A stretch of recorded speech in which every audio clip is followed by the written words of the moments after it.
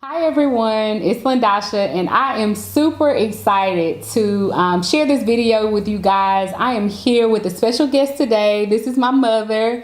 This is Step J, and we are going to be having a candid conversation about womanhood and lessons in womanhood. So if you've seen the title, you know we will be talking about everything as it relates to men, having children, and how do you live out your best life as a woman. And so this new series that I'm coming out with, the videos to follow will be about some of the topics that we talk about today, and basically all of the lessons that my mother and my grandmother, her mother, taught me as a child. And really, I believe that their foundational lessons allowed me to really be in the position that I am in life today. So I wanted to just extend all of the experiences and gifts that I got to you guys, and we're going to interview her today. So hey mama, you can go ahead and say hey to everyone. Or hi everyone, and thank you for having me. Thank you for being here. So mama, I'm your oldest child and you got pregnant with me when you were a teenager. So tell the audience a little bit about, what were your thoughts or what were your fears sort of coming into this new life-changing situation as a teenager? My feelings was very sad at first. I had no idea what would take place, the challenges that I was facing. You have to remember I was a teenager and I had no clue on how to take care of a baby. I was fearful of not making enough money to support you. I didn't have a job, so that was challenging for me. I was finishing up my education in high school. So I was 17 years old at the time. And so the feelings was very, very difficult and sad. I was very sad at first. I tried not to be, but I was very sad because I was pregnant with this baby and I did not know or have a clue how I was going to take care of it. So that was some of the thoughts that I had. So you talk about, just being in a place where you were young and just at the time, of course, being shocked or sad about having this new life to take care of.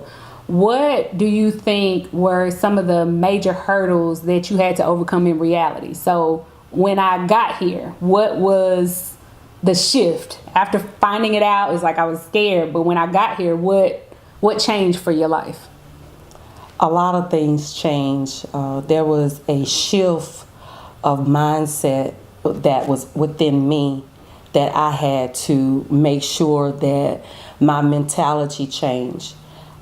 You was here, and what was I going to do? And so what I had to do was to make sure that my mind was stayed on taking care of this child. And some of the things that I did at the time, I went to resources and got assistance to complete my education. So I was able to provide for you. So some of the thoughts that I had was I wanted to make sure that my mindset shifted to provide for you. Mm. So as a child growing up, you never hid any of your realities from me. So you were very open about your struggles to me as a teenage parent. And you gave me a lot of lessons on, some of the things that I would experience if I decided to sort of go down that same road. What made you take on the approach of being more open about your experience with me as opposed to like covering it up or hiding it or whatever else? I wanted to make sure that you did not make the same mistakes I made. It was very challenging at first to open up, but I prayed about it, and I wanted to make sure that you understood comfortably as a young woman how your mother had experienced some decision and choices that she had made that wasn't very good. And I wanted to make sure that you did not experience those choices and decisions that I had made. I wanted to be very open. I wanted to make sure that I was very honest. It was a bit challenging because it was a lot of things that I had done that I wasn't proud of. But however, I had to overcome the fear of letting you know that I did not want you to make those same mistakes. So I'm the oldest child, and of course I have 2 brothers and a sister. And you were 17 when you gave birth to me, but you also had all of us before the age of 25. And so what was it like being the mother to, 4 children and really dealing with those types of everyday struggles, not just dealing with one baby, but having multiple children as a young woman? That is a very good question. And when you asked that question, first thing came to my mind that I can reminisce and remember, I was very busy. I worked a whole lot. I worked 12 hours sometimes. Sometimes I had 3 jobs. Most of the time, I was just making sure that you guys had everything that you needed. And to do that, you have to work. You have to get out there and you got to do the best that you can do. You got to juggle responsibility, bills, food. It was a lot of times I didn't know how I was going to do it. I really didn't. And I look back and I'm so thankful that God brought me through because having children back to back at a very young age, that can be extremely difficult, and I wouldn't advise it to no young person. And you have to understand that I was cultivated in an era at the time when you was born that it was shameful to be a teenager and to have a child out of wedlock. It wasn't something that everybody, would clap your hand and have a baby shower about. It was more like judgmental. What's she doing? They call it fast back in the day. Oh, she's fast. So, it was very challenging. And to have the children back to back, I had my last child, which is your sister, at 25. So from the age of 17 all the way up to 25, I was giving birth back to back. There's a little gap between your brother and your sister. But I was having children. And I had to take care of these children.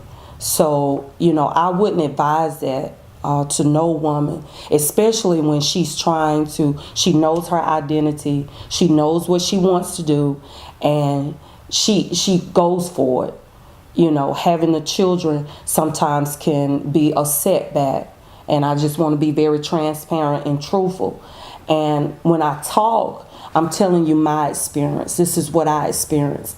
And prayerfully and hopefully, it's a woman out there, if I could just reach one, that she would be able to consider, looking at herself and doing what she needs to do for herself. I had to find that. So I think it's really interesting to kind of hear, your perspective on it, right now, because I have gone through a significant part of my life. I'm not a child anymore.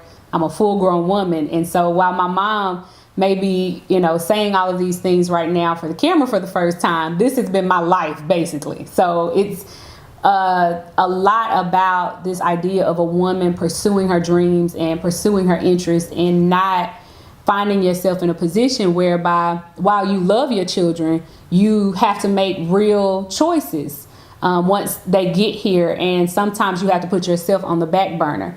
Do you think that was something you experienced? Yes, I did. I put myself on the back burner for my children. I wanted to make sure that they had everything they need, physically, mentally, spiritually, financially.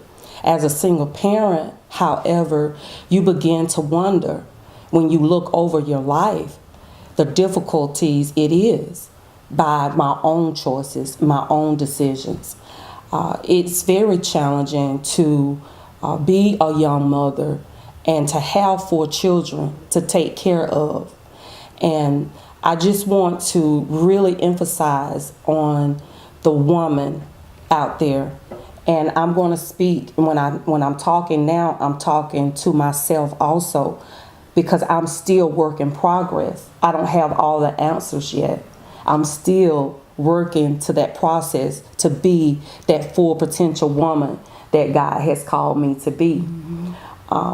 And when you talk about womanhood and when you talk about self-identity as a woman, I would encourage any woman out there to please don't put yourself on the back burner like I did.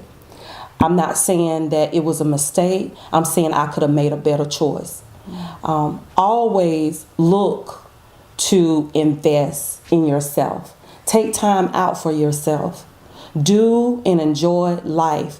Only if it's 5 minutes that you can get away from the children and you can do something. Calm down, take a breather, read a book, just 5 minutes. However, please invest in doing something. And when I say something, I'm talking about education, your skill set, your gifts. Don't put yourself on the back burner, because the children, they're going to grow up and they're going to leave you. And you're going to be looking like, what have I done? However, you done poured everything into them, and then sometimes you're left with nothing.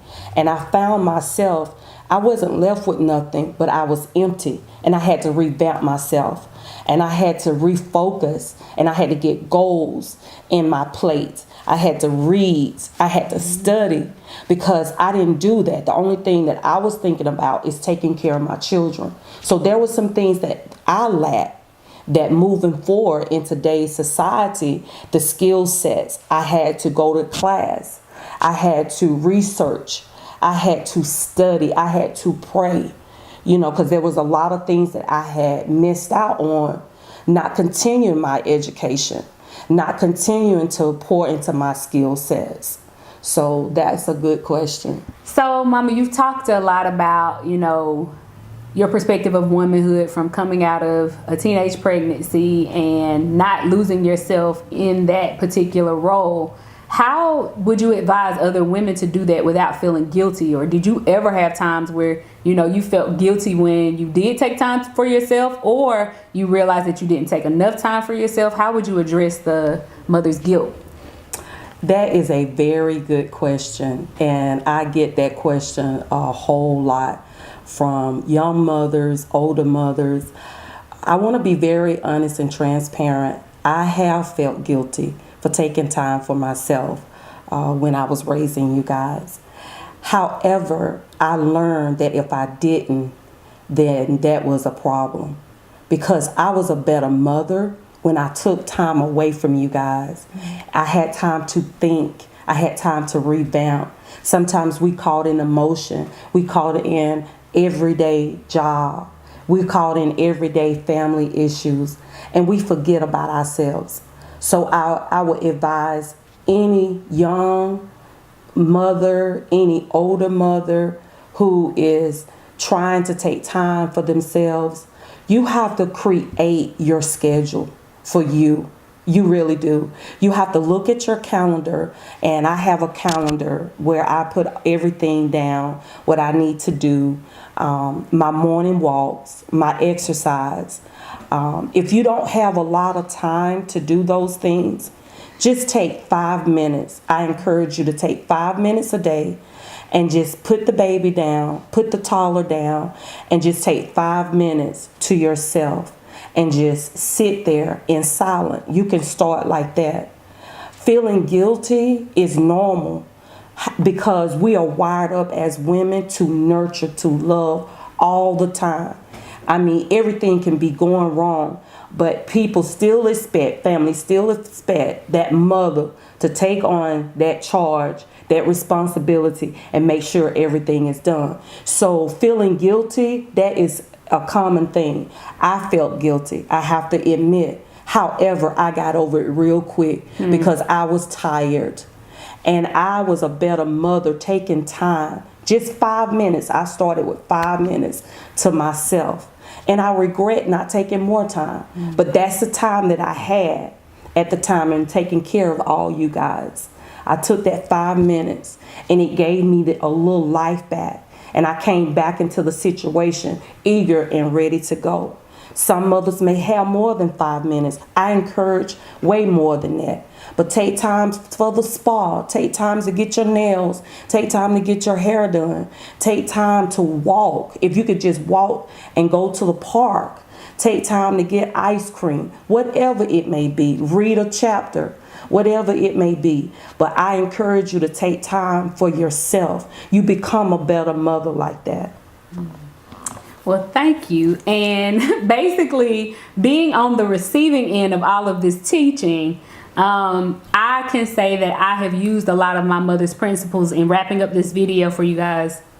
I've used a lot of her principles, and even though I have not yet embarked on the journey of motherhood yet, her topics and the things that my mom says are just so true. And I know for me, they are the principles that have allowed me to keep my joy as a woman. They've allowed me to make better decisions as a woman. And even in general, just having an overall happier life and living out, you know, my best life. So one of the reasons I brought my mom on for this first series, and we have a number of other videos that we're going to be doing. So you guys be on the lookout. The next one is going to be about men.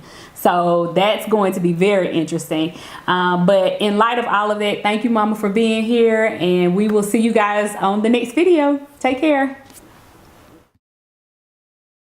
Dude, you see why, baby? Who? Always. And you see why, baby? Okay. This right here and Grandma. Who, Father God, help me. Period. I love it. I love it. Y'all not stealing my beauty. I'm not. For what? She is so serious. She was so serious right now. I was for real, girl.